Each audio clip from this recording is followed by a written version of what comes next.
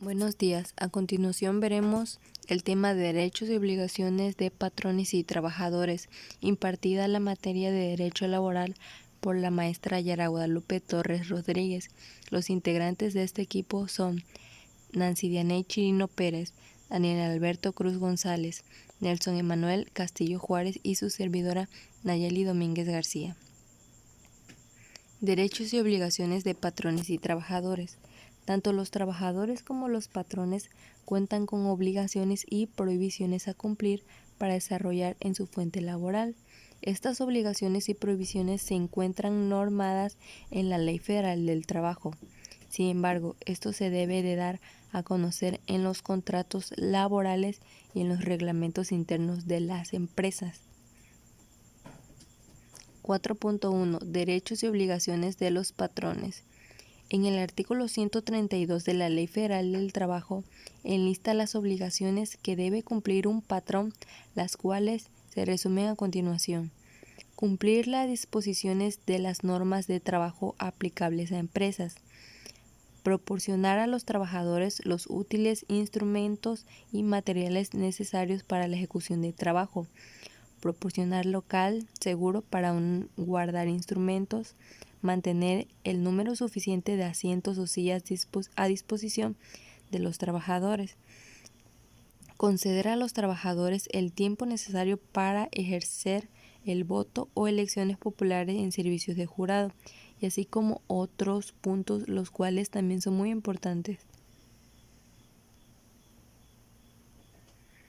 Prohibiciones de los patrones. Queda prohibido a los patrones negarse a aceptar trabajadores por razón de edad o de sexo. Exigir que los trabajadores compren sus artículos de consumo en tiendas o lugares determinados. Exigir o aceptar dinero de los trabajadores como gratificación por lo que se les admita en el trabajo o por cualquier otro motivo que se refiere a las condiciones de este.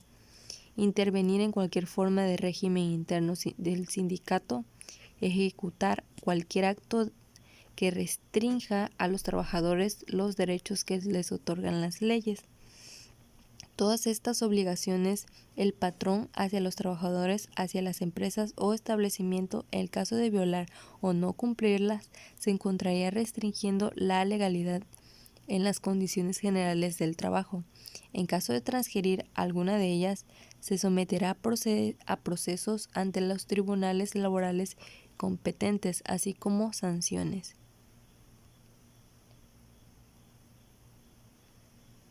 4.2. Derechos y obligaciones de los trabajadores. Las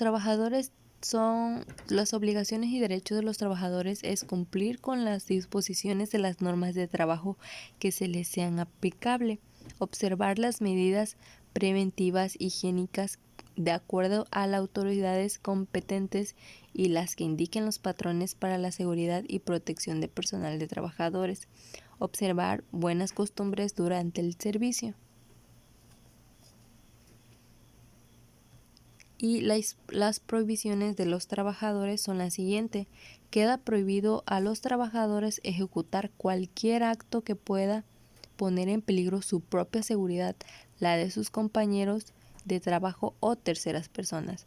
Faltar al trabajo sin causar injustificada o sin permiso del patrón. Presentarse al trabajo en estado de ebriedad o drogado. Portar armas de cualquier clase durante las horas de trabajo, salvo que la naturaleza de ésta lo exija. Suspender las labores sin autorización del patrón. Hacer cualquier clase de propaganda en cualquier horas de trabajo dentro del establecimiento. Todos estos puntos se encuentran en el artículo 135 de la Ley Federal del Trabajo. Como tema 4.3 vamos a ver la habitación para los trabajadores. Para empezar, vamos a ver lo que es el concepto de vivienda. La vivienda es el resguardo del hombre y su familia y la plataforma para su desenvolvimiento que hace posible su progreso individual y colectivo. Es, en síntesis, la base sobre la que habrá de forjarse el hombre y la sociedad en que se desarrolla. Veamos cuáles son los elementos del derecho de la vivienda. Como primer elemento encontramos la seguridad jurídica de la tenencia, la disponibilidad de servicios, materiales e infraestructuras, gastos de vivienda soportables, vivienda habitable, vivienda asequible, lugar y adecuación cultural de la vivienda.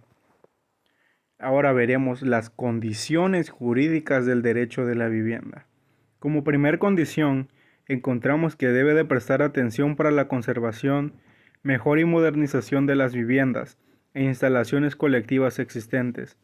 Los recursos privados y públicos de que se pueda disponer se coordinen y utilicen para construir viviendas para los trabajadores, y las autoridades públicas deberán asumir la responsabilidad de proporcionar directamente viviendas a los trabajadores o de estimular a quienes contribuyan a tal fin.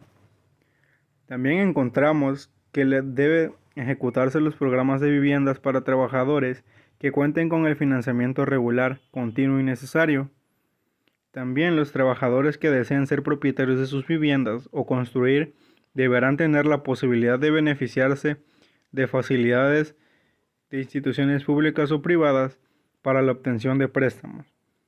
Y como última condición, encontramos que se deben de fijar normas mínimas aplicables a las viviendas, como objeto de garantizar la seguridad de la construcción y un nivel razonable de decoro, higiene y comodidad. Veamos los artículos más importantes de la Ley Federal del Trabajo que respaldan la habitación para los trabajadores.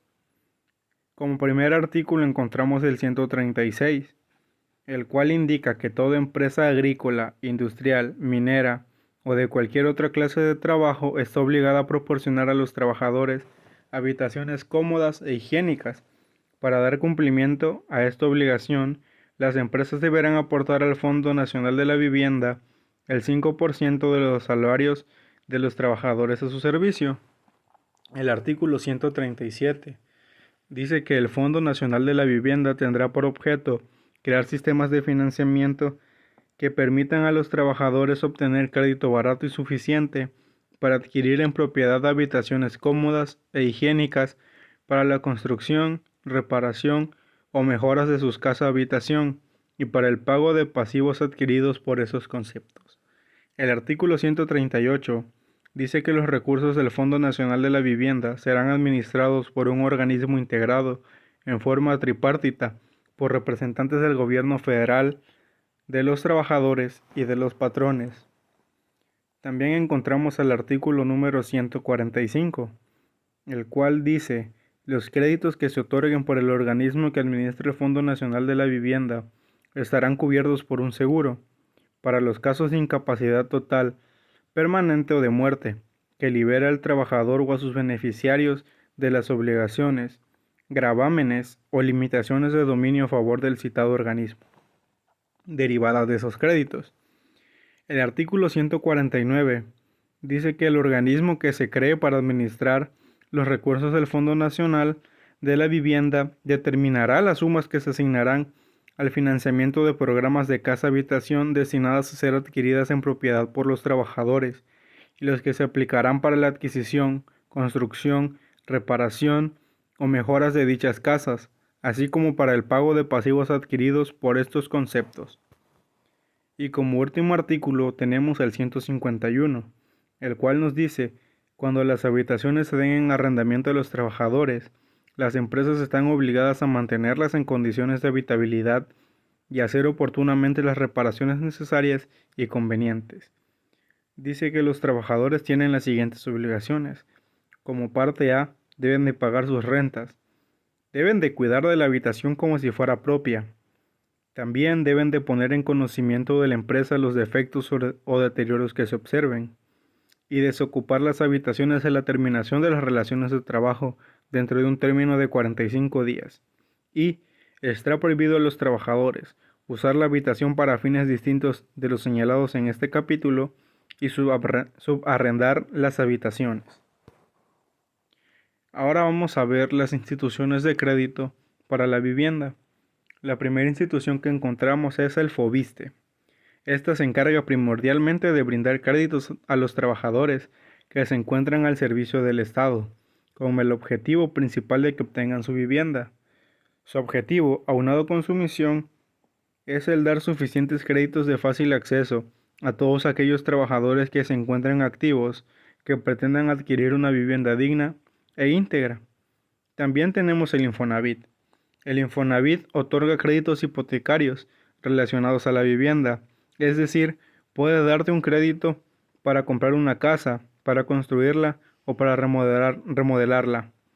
La diferencia de un crédito Infonavit a uno de cualquier otro banco es que no te será negado por tener un mal historial crediticio. Sin embargo, para poder acceder a alguno de los créditos que otorga el instituto, es necesario que estés dado de alta ante el IMSS.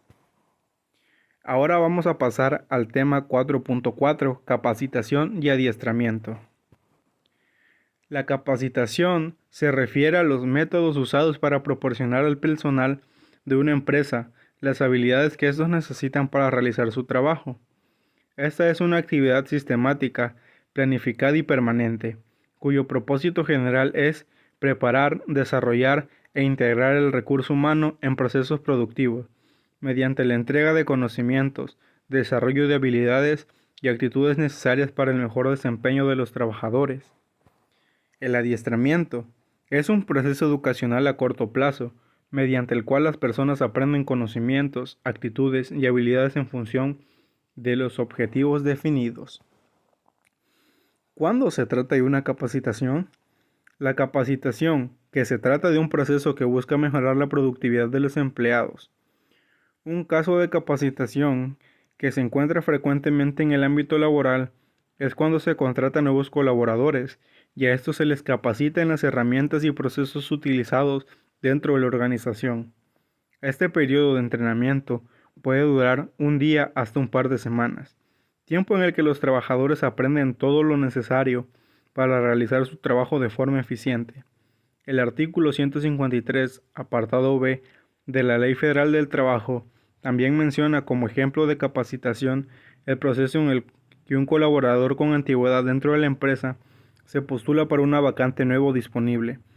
Así que la capacitación no necesariamente está orientada a los nuevos empleados. ¿Cuándo se trata de adiestramiento? Mientras que la capacitación se enfoca en estudios que aumentan la competitividad del colaborador o empresa, el adiestramiento se enfoca en actualizar y perfeccionar los conocimientos y habilidades del equipo. Adicionalmente, también incluye la instrucción que se le da a los trabajadores cuando se implementan nuevas tecnologías para mejorar procesos o aumentar la productividad. Es decir, que si una empresa decide contratar un nuevo programa para llevar el manejo del inventario y brinda cursos para que su personal lo maneje de forma eficiente, estaríamos hablando de un adiestramiento. ¿Cuáles son las obligaciones de los trabajadores? Al recibir capacitación y adiestramiento por parte de la empresa, los trabajadores también adquieren obligaciones. Aquí te las enlistamos. Como primera obligación, deberán asistir de forma puntual a los cursos, sesiones y otras actividades que formen parte del proceso de capacitación o adiestramiento. Deberán cumplir con las instrucciones del personal encargado de brindar los cursos y con los respectivos programas de estudios. En caso de que sea necesario, deberán presentar los exámenes de habilidades o conocimientos correspondientes a dicha capacitación o adiestramiento. ¿Cómo aplicar la capacitación y el adiestramiento en la empresa? El artículo 153, apartado E, de la Ley Federal del Trabajo hace la distinción con respecto a las organizaciones que cuentan con más de 50 colaboradores. A estos casos, debe crearse comisiones mixtas de capacitación, adiestramiento y productividad. Estas deberán de estar integradas por el mismo número de representantes, tanto de los trabajadores como de los patrones. Los objetivos de estas comisiones son vigilar, operar y mejorar los programas de capacitación y adiestramiento, proponer los cambios necesarios en la organización de la empresa o las relaciones laborales. Esto deberán ir acorde con las mejores prácticas tecnológicas y para la empresa aumentar la productividad. Sugerir nuevas medidas para impulsar la capacitación, medición y aumento de la productividad, también para garantizar un reparto equitativo de los beneficios. Supervisar el correcto cumplimiento de los acuerdos de productividad. Resolver discrepancias presentadas por los trabajadores con respecto a la distribución de los beneficios de la productividad. ¿Cómo deben brindarse la capacitación y el adiestramiento? Bueno, la Ley Federal del Trabajo plantea que la capacitación y o el adiestramiento pueden brindarse dentro o fuera de la empresa.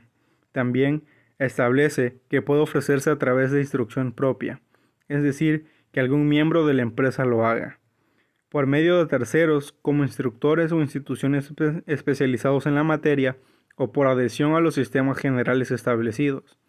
Es importante que aquellos que brinden capacitaciones o adiestramientos estén registrados ante la Secretaría de Trabajo y Previsión Social y autorizados por ella. Hay que aclarar que los programas de estudio pueden formarse de acuerdo a las necesidades y requisitos de cada organización. Por último, la Ley Federal del Trabajo establece que la capacitación o adiestramiento deberá brindarse en horarios laborales, a menos que la capacitación que se esté ofreciendo sea para otro puesto. Por último, veamos qué artículos de la Ley Federal respaldan la capacitación y el adiestramiento. Encontramos el artículo 153-A, el cual dice que los patrones tienen la obligación de proporcionar a todos los trabajadores y estos a recibir la capacitación o el adiestramiento en su trabajo, que le permite elevar su nivel de vida, su competencia laboral y su productividad, conforme a los planes y programas formulados, de común acuerdo, por el patrón y el sindicato o la mayoría de sus trabajadores. El artículo 153-B. La capacitación tendrá por objeto preparar a los trabajadores de nueva contratación y a los demás interesados en ocupar las vacantes o puestos de nueva creación. Podrá formar parte de los programas de capacitación el apoyo que el patrón preste a los trabajadores para iniciar, continuar o completar ciclos escolares de los niveles básicos, medio o superior. Y el artículo 153, apartado D. Los trabajadores a quienes se imparta la capacitación o adiestramiento están obligados a asistir puntualmente a los cursos, sesiones de grupo y demás actividades que formen parte del proceso de capacitación o adiestramiento, atender las indicaciones de las personas que impartan la capacitación o el adiestramiento y cumplir con los programas respectivos y presentar los exámenes de evaluación de conocimientos y de aptitud o de competencia laboral que sean requeridos. Quédate en el video para que conozcas los puntos siguientes.